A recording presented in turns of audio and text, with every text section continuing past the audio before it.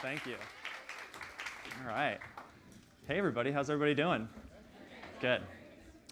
Good. All right. So, little story about me. This is going to be a little personal, but I wanted to share with you this story of starting a new community, launching it not going so well, having to pivot to a new direction, and where that community is now.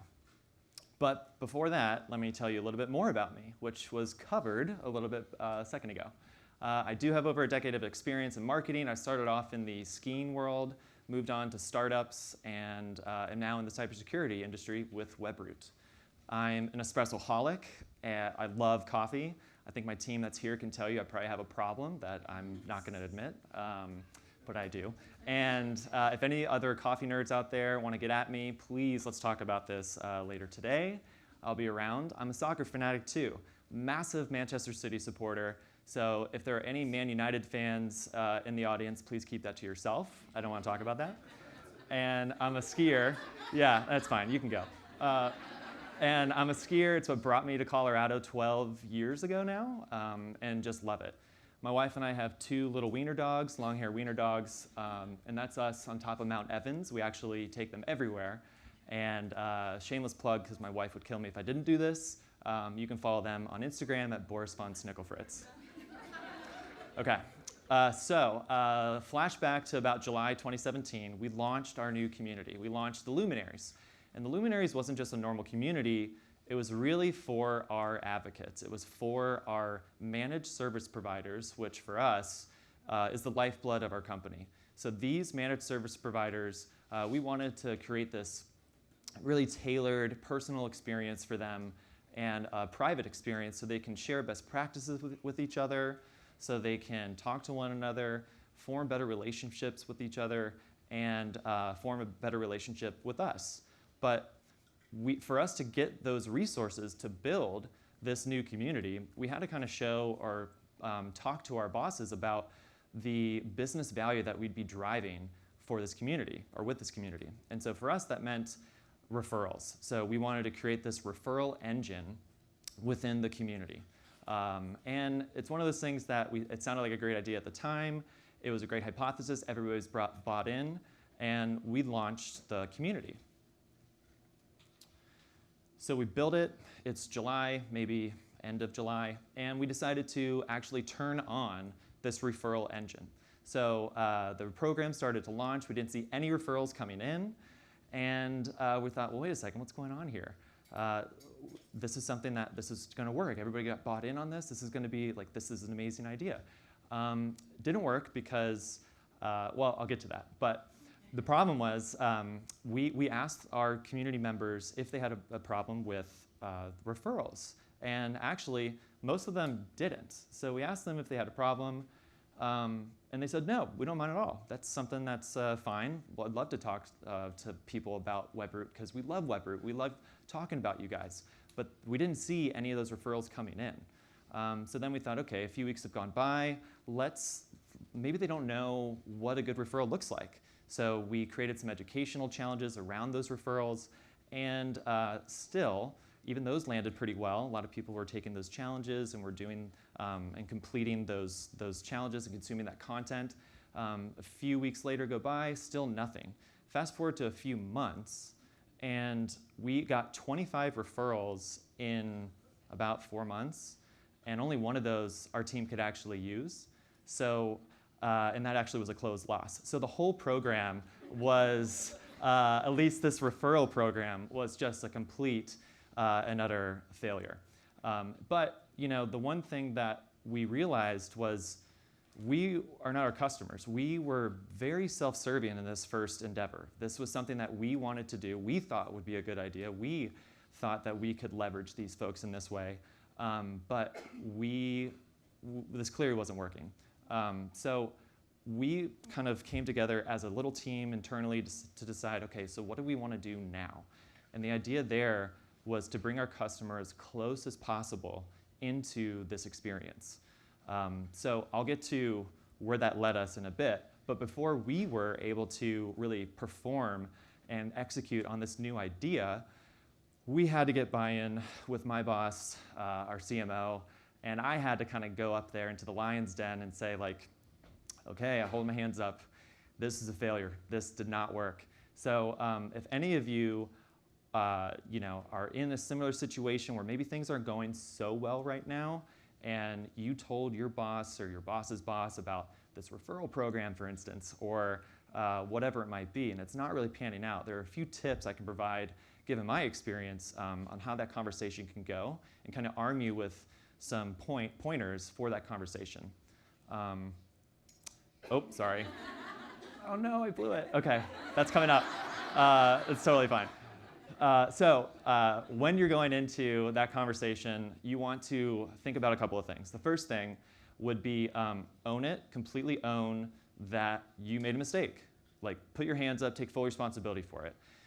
You really want to you want to do that, because if you pass the buck, or if you are coming up with some type of excuse, that's not going to land so well. I think it's better that you're just honest and open and transparent with your boss, CMO, whoever you report to. And it's like a leadership opportunity, really, to just say, you know what, we made a mistake. I'm being open and honest. I'm not trying to hide this from anybody. I'm not trying to put a skeleton in a closet. It didn't work. But going to number two, you can kind of talk to your boss about the things that you've learned. So, maybe everything didn't work out so great, but you have at least learned, like, what not to do, for us, the referral program. And, or you can, like, learn about or talk about all of the learnings all along the way, which is really helpful too. So the whole program wasn't a complete loss. Like, we were still able to connect with hundreds of these MSPs, and we were able to see that these guys were checking in on a daily basis and doing things for us on a daily basis, and that was really powerful. And before, they didn't even have this place online to call their own. And even processes changed, right? So for us, it would take almost a month to send an email to this same group. So we didn't know maybe who to contact with that email send. So we had to pull a list, looking at our latest NPS scores. We had to work with Marcom to design a template. We had to work with the email team to send it. And all that takes time. But now we could do it rather quickly. We could contact them really at a moment's notice. And so that was a big deal too that we wanted to talk about. And the third thing was to end that conversation with some positive. So again, you're like, hey, it didn't work. I learned some things. This is what I want to do in the future. And end it with, but again, we're able to see hundreds of people come here. Processes have changed. Spin that into a positive as best you can. So hopefully with a few of those tips, you can have that tough conversation and not get fired. So moving forward, now is time to pivot. And we wanted to pivot into this new strategic direction. And that direction was bringing our customers even closer into this experience. So we thought, oh my God, we need to make this mutually beneficial. We need to make this not self-serving. We need to help them. How can we help them? And it sounds so simple, and it actually is, but we just asked. We just asked these folks that were coming to our community on a daily basis what it is that they wanted to see out of this. And for us, it really boiled down to a couple of things. It boiled down to access. So they wanted to be closer to the product. They wanted to be closer to our product team. They wanted like behind the scenes content. They wanted to feel like they were just invested in Webroot. And the second thing was education. So they needed more training, and they told us that. They wanted more training videos. They wanted more how-to content. They needed some help with that. So that is a really good problem to have, actually. People asking for more training, more tutorials. And for us, this was coming at a great time because we were able to pair with our education team on all of these videos that they were starting to create. And we were starting to partner with them and work with them on these videos, particularly for our Luminary program and these MSPs. So we were able to put those videos into the community. We're able to then kind of reskin and reshape the community into this like access and training experience. And so you can see it here. Pretty much everything that these were channels, and everything that we did kind of went back to one of those two things, with the exception of coffee break, but everybody needs a coffee break.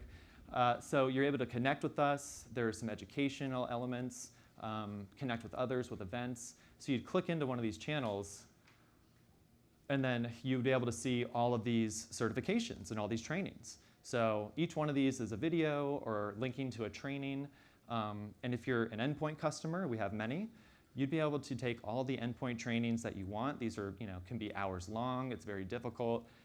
It's, becoming Webroot certified is kind of a bigger deal in our space now. But this was the start of that whole campaign. If you were an endpoint customer that didn't have DNS protection, then that would kind of open you up to this new product as well. So now there's starting to be some possible like cross-sell or adding on elements to this too. Without having to take a trial, you could just go in and learn how to use the product to see if it's going to fit with your business. And that was really helpful. So after hours of training, going through the Webroot certification process, we then started, we would send them, this is a really cool part, a plaque. So we'd send them a plaque saying like, oh my God, congratulations, you're Webroot certified. We'd send them some like digital badges. We'd see those badges in email addresses. So we're starting to see this organic, like grassroots brand awareness happening. And we weren't asking for it, but like we would start seeing, their Webroot Master certification in email addresses or email signatures. We'd start seeing something like that as well on LinkedIn, going onto their profile, their resume. Like it became really interesting. So then we took a step back after this success and saying, all right, well, how else can we tie in these business objectives to our program? And by learning more about our customer and by learning what it is that they want and don't want, we could then say to our boss or whoever, like, oh, okay, so you guys have this brand awareness campaign, awesome, we can help with that. And then boom, we're immediately proving value. Or, support, you're looking to offset some support costs and maybe like look at support deflection, we can help with that too. And I'll get to that in a second. Or, just a lot of kind of opportunities started coming up. You were working with our sales team, The original use case was, okay, let's just get referrals in here and then bypass the whole sales thing, and this is going to work great. Well, no, it didn't. But we were able to work with our sales team in the form of social proof and say, hey, when you're on the phone with somebody, we now have like a bunch of reviews on the G2 crowds and the Spiceworks of the world, and that is an actual conference coming up in 2 weeks. I'll be there in Austin, Spice World, not Spice Girls. We know what your song is for karaoke later. Yes, I'm in. Right, so like all this was happening, and we're better aligned to these business objectives across the entire company. We're able to be seen as more of like, of a success for the company. We were helping with these business objectives. So for us, that looked at 300 plus third-party reviews on Spiceworks, G2 Crowd, Capterra, et cetera. And they were even mentioning the training in a few. So they loved the training so much that was a big reason why they stuck with Webroot or moved to Webroot. And again, it goes back to listening to your customers. With support deflection, of those people that took the education, these business owners, these SMBs, they saw, actually compared to the folks that did not take it, we saw a 16% decrease in people calling in. So if you took the training, you're not going to call in as much. People on our end don't have to pick up the phone and help you. So that was really, really helpful to show, again, our value. And then 54% engagement year over year, which was fantastic to see. This was a little bit like shooting fish in a barrel because I felt in a way it's almost like cheating. Like we're giving you what you want, but this is what the people wanted, and we wanted to give it to them. So just a few takeaways. One, you are not your customer. And I learned that the hard way. I think our team learned that the hard way. And so just remember that finding those mutually beneficial relationships, how you and your customer can benefit is what it's all about. ask the customer what they want and give it to them. It is that simple. If you can go out and talk to your customers and hold calls with your customer, they're going to be able to tell you a whole lot more than what you think might be right or what you might have heard through the grapevine. So that is another big point to take away from this. And don't be afraid to pivot from what's not working. So if it's not going well, you might want to think about trying new tactics to make it work. If it still doesn't work after that, like in our experience, we gave it quite a few months. We gave it a good run, the old college try, and it still didn't work. And so with that, I thank you, and I'll be here the rest of the 2 days. I'd love to talk to you more about this. If I don't see you, please @ me on Twitter or just email me, and we'll take it from there. Thanks.